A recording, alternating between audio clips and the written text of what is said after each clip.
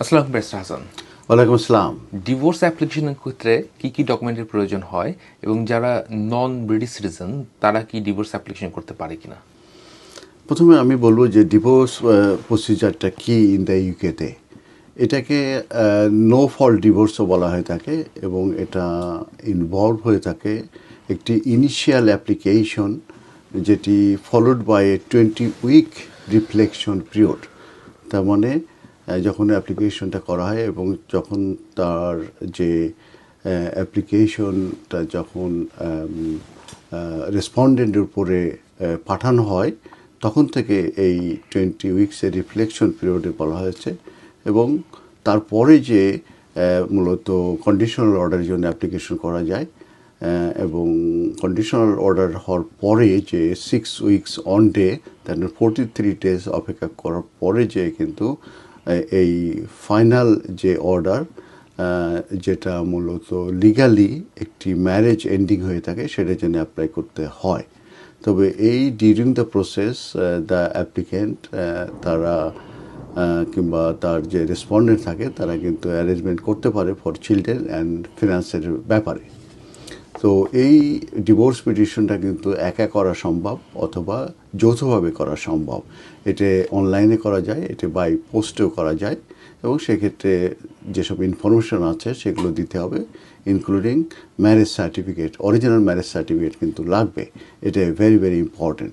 আর এই অ্যাপ্লিকেশনের ফিস কিন্তু £612 এবং কেউ যদি ফি দিতে না পারে, কেউ যদি বেনিফিটে থাকে, সেই ক্ষেত্রে কিন্তু তাদেরকে একটি ফি এক্সামশনের ফর্ম আছে, সেটা যদি সে কমপ্লিট করতে পারে এবং সেটা যদি অ্যাপ্রুভ হয়, সেক্ষেত্রে কিন্তু তার ব্যাঙ্ক স্টেটমেন্ট এবং তার যে বেনিফিটের যে এভিডেন্স, সেগুলো যদি সে সাবমিট করতে পারে এবং যদি অ্যাপ্রুভ হয়, তখন কিন্তু তার ফিটা ওয়েভ হয়ে যাবে। সে ফি ছাড়াই এই ডিভোর্স পিটিশন অ্যাপ্লিকেশন করা সম্ভব। এরপরে যেটা বলেছে যে যদি ম্যারেজ অরিজিনাল ম্যারেজ সার্টিফিকেটটা যদি ইংলিশে না হয়, সেটা অবশ্যই ট্রান্সলেটেড করতে হবে।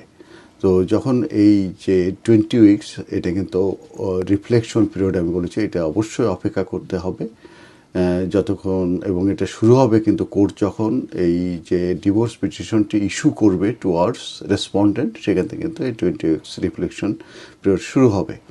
তো এই সময়ে কিন্তু যে ক্লেমেন্ট কিংবা যে রেসপন্ডেন্ট আছে তাদের অপরচুনিটি থেকে যায় to agree on practical arrangement for চিলড্রেনদের ক্ষেত্রে অথবা মানির ক্ষেত্রে কিংবা প্রপার্টির ক্ষেত্রে তারা কিন্তু তখন একটি অ্যারেঞ্জমেন্ট করতে পারে যদি তারা চায়।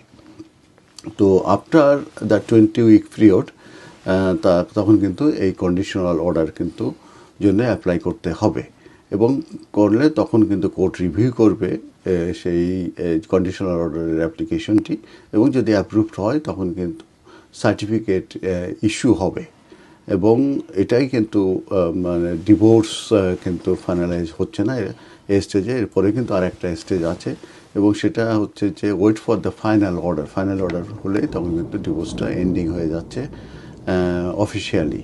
তো এই যে কন্ডিশনাল অর্ডার হওয়ার পরে তাদের তখন ক্লেমেন্টকে কিন্তু 6 weeks on day, that means 43 days কিন্তু তাকে অপেক্ষা করতে হবে। এবং after the conditional order is granted before you can apply to finalise the divorce, তখন এটা যখন গ্রান্টেড হবে কন্ডিশনাল অর্ডার, তারপরে কিন্তু, এবং আমি বলেছি যে কন্ডিশনাল অর্ডার হওয়ার পরে তাকে 6 উইক্স অন ডে তাকে অপেক্ষা করতে হবে, তারপরে যে কিন্তু ফাইনাল অর্ডারের জন্য সে অ্যাপ্লাই করতে পারবে। তখন সেটাকে ফর্মালি বলা হয় ডিগ্রি অ্যাবসোলুট এবং সেটা লিগালি ম্যারেজটা এন্ডিং হওয়ার জন্য। তো এক্ষেত্রে হাই রিকমেন্ডেশন থাকবে যে তাদের জন্য ফিনান্সের ব্যাপার বিষয় থাকলে তখন কিন্তু তারা এটা সর্ট আউট করা উচিত। এখন প্রশ্ন উঠছে যে যারা বাংলাদেশে তাদের বিয়ে হয়েছে কিন্তু তারা এই মুহূর্তে ইউকেতে আছে, সেই ক্ষেত্রে তারা কোথায় তারা এই ডিভোর্সটা কমপ্লিট করবে, যারা স্কিল ওয়ার্কারে আসছে কিংবা স্টুডেন্ট ভিসা আসছে। তো এক্ষেত্রে আনসারটা হচ্ছে যে হ্যাবিচুয়াল রেসিডেন্স একটি ভেরি ভেরি ইম্পর্ট্যান্ট।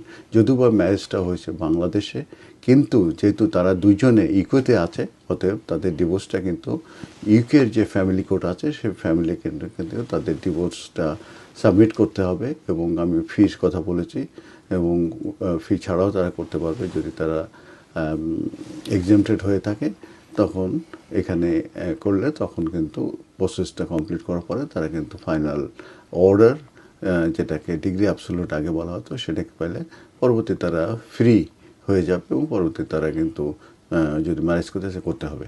কিন্তু এইভাবে যদি কেউ না করে, তারা দুজনে যদি এখানে থাকে এবং তারা যদি বাংলাদেশে যদি একজন যদি বাংলাদেশে যায়, যদি ডিভোর্স কমপ্লিট করে, পরবর্তীতে কিন্তু ওই যে ডিভোর্স সেটা কিন্তু ইমিগ্রেশন পারপাসে ইউজ করতে গেলে সেক্ষেত্রে কিন্তু ইমিগ্রেশন হোম অফিস কিন্তু সেটা অ্যাকসেপ্ট নাও করতে পারে।